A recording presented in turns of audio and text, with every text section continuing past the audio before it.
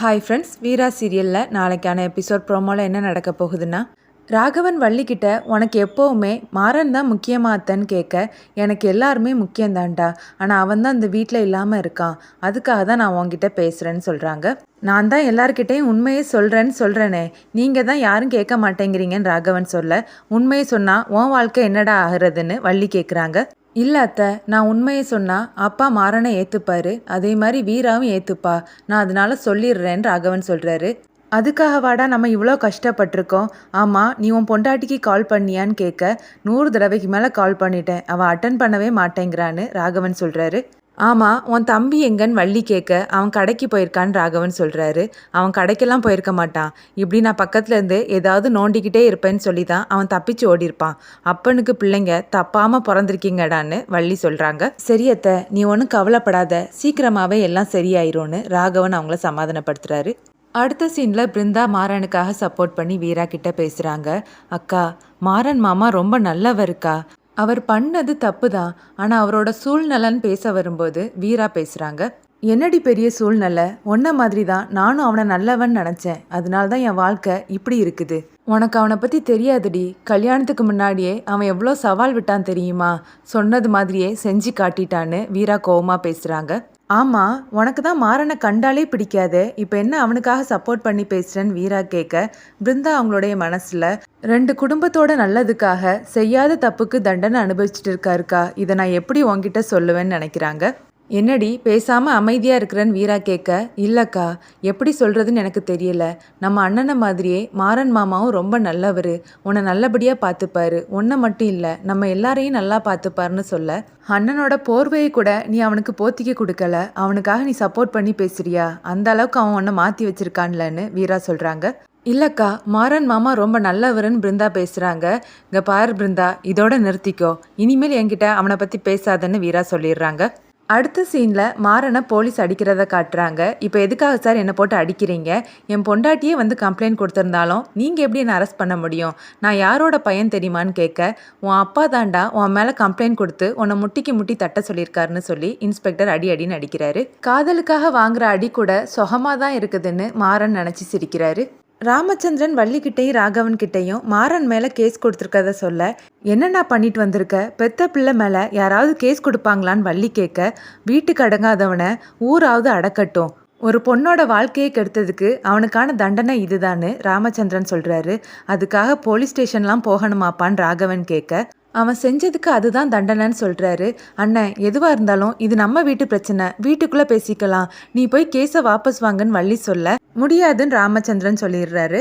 அப்புறமா வள்ளி போலீஸ் ஸ்டேஷனுக்கு போகிறாங்க. மாறான்னு சொல்லிட்டு உள்ளே வரும்போதே, யாருமா நீங்கள், உங்களுக்கு என்ன பிரச்சனைன்னு ஒரு கான்ஸ்டபிள் கேட்க, என் பையனை நீங்கள் அரெஸ்ட் பண்ணியிருக்கீங்களாமே, அவன் எந்த தப்பும் பண்ணலை சார்னு சொல்கிறாங்க. 10 கொலை பண்ணவனுடைய அம்மாவும் இதே தான் சொல்லுவாங்க, நீங்கள் இதில் உட்காருங்கன்னு கான்ஸ்டபிள் உட்கார வைக்கிறாரு. அவன் எந்த தப்பும் பண்ணலை சார், என் பையனை விட்டுருங்கன்னு வள்ளி கேட்க, ஒரு பொண்ணுக்கு கட்டாய தாலி கட்டியிருக்கான், என்னம்மா பிள்ளை வளர்த்துருக்கீங்கன்னு கான்ஸ்டபிள் கேட்குறாரு. இல்லை சார், அவளோட வாழ்க்கையை காப்பாற்றுறதுக்காக தான் என் பையன் அப்படி பண்ணுனான், அந்த மாப்பிள்ளை நல்லவன் கிடையாது சார், அவங்ககிட்ட இருந்து அந்த பொண்ணோட வாழ்க்கையை காப்பாற்றணும் தான் மாறன் தாலி கட்டினா, உங்களுக்கு நான் எவ்வளோ பணம் வேணாலும் தாரேன், என் பையனை விட்டுருங்கன்னு வள்ளி சொல்ல, நீங்கள் ரொம்ப லேட்டாக வந்துட்டீங்கம்மா, பெரிய இடத்து பசங்க பணத்தை கொடுத்துட்டு எஸ்கேப் ஆயிடுவாங்கன்னு சொல்லி அந்த கோவத்தை இன்ஸ்பெக்டர் இந்த பையன்கிட்ட காட்டிட்டாரு, இவ்வளோ நேரமாக அவரை போட்டு அடின்னு அடிச்சிட்டாருன்னு சொல்ல, அதை கேட்டு வள்ளி அழுறாங்க. என் பையன் நல்லவன் சார், அவனை விட்டுருங்கன்னு வள்ளி சொல்ல, இங்கே பாருங்கம்மா, கம்ப்ளைண்ட்டை உங்கள் அண்ணனே கொடுத்துருக்காரு, ஒன்று அவர் வந்து வாபஸ் வாங்கணும், இல்லைன்னா அந்த பொண்ணு வந்து வாபஸ் வாங்கணும், 2ல் ஏதாவது ஒரு வழியை ஏற்பாடு பண்ணுங்கன்னு சொல்லிட்டு போறாரு. வள்ளி வீராக்கு கால் பண்ணி அழுறாங்க. மாறனங்க போட்டு அடிக்கிறாங்க. வீரா, எனக்கு என்ன பண்றதுக்குன்னே தெரியல, நீ வந்தா மட்டும்தான் அவனை விடுவாங்களாம், நீ வா வீரா, நான் உனக்கு கெஞ்சி கேட்குறேன், அவன் பண்ணது தப்பு தான், அவனை எதுவும் செஞ்சிருவாங்களோன்னு எனக்கு ரொம்ப பயமா இருக்குது, என்னை பார்க்க கூட விட மாட்டேங்கிறாங்க, நீ வந்துரு வீரான்னு சொல்ல, வீரா ஃபோனை கட் பண்றாங்க. வீரா போலீஸ் ஸ்டேஷனுக்கு கிளம்புறாங்க. அவங்கள கண்மணி தடுத்து பார்க்குறாங்க. இல்லை, கண்டிப்பாக நான் இப்போ போயே ஆகணும், மாறனை வெளியில் கொண்டு வரணும்னு சொல்கிறாங்க. என்ன பேசுகிற வீரா, அவன் பண்ண தப்புக்கு தான் அவன் அப்பாவே கம்ப்ளைண்ட் கொடுத்துருக்காரு, நீ போய் அவனை வெளியில் கூட்டிகிட்டு வர போறியான்னு கண்மணி கேட்க, அவர் ஏதோ கோவத்தில் பண்ணியிருக்காரு, நாளைக்கே அவனுக்கு எதுவும் பிரச்சனைனா அவர் கண்டிப்பாக வந்து நிற்பாரு, அதனால நான் இப்போ போய் தான் ஆகணும்னு சொல்லிட்டு வீரா போகிறாங்க. அப்போ கண்மணி கிட்ட அவங்க அத்தை வந்து, இப்போ இவளே அவனை கூட்டிகிட்டு வந்துருவா போல இருக்குது, இவ பேசுகிறதெல்லாம் பார்த்தா கொஞ்ச நாளில் இவளும் மாறி அவன் கூட வாழ போயிருவா போல இருக்குதுன்னு சொல்ல, அப்படி மட்டும் நடந்துச்சுது இவளை என் தங்கச்சின்னு கூட நான் பார்க்க மாட்டேன்னு கண்மணி சொல்றாங்க.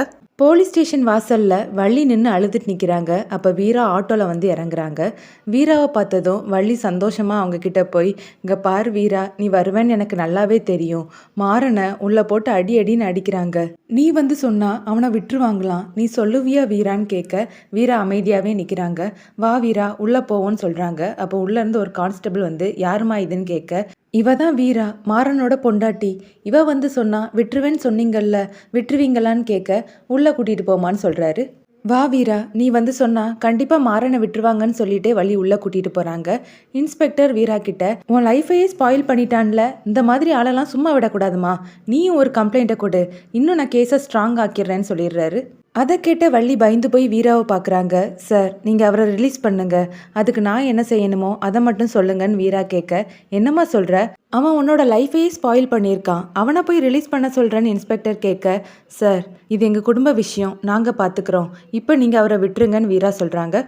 அப்போ எதுக்காகமா அவனோட அப்பா கேஸு கொடுத்தாருன்னு கேட்க, அவர் கோவத்தில் கொடுத்துட்டாரு சார், நீங்கள் மாறனை விட்டுருங்க சார்னு வீரா சொல்ல, சரிம்மா உன் சம்மதத்தோடு தான் இந்த கல்யாணம் நடந்துச்சுன்னு எழுதி கொடுத்துட்டு போமா, நாங்கள் அவனை விட்டுறோன்னு இன்ஸ்பெக்டர் சொல்கிறாரு. வீரா என்ன செய்கிறதுக்குன்னு தெரியாமல் தயங்கி போய் நிற்கிறாங்க. என்னம்மா அமைதியாக இருக்கிற, நீ எழுதி கொடுத்தா மட்டும்தான் அவனை எங்களால் விட முடியும், இல்லைனா விட முடியாதுன்னு இன்ஸ்பெக்டர் சொல்ல இந்த ப்ரோமோ முடியுது.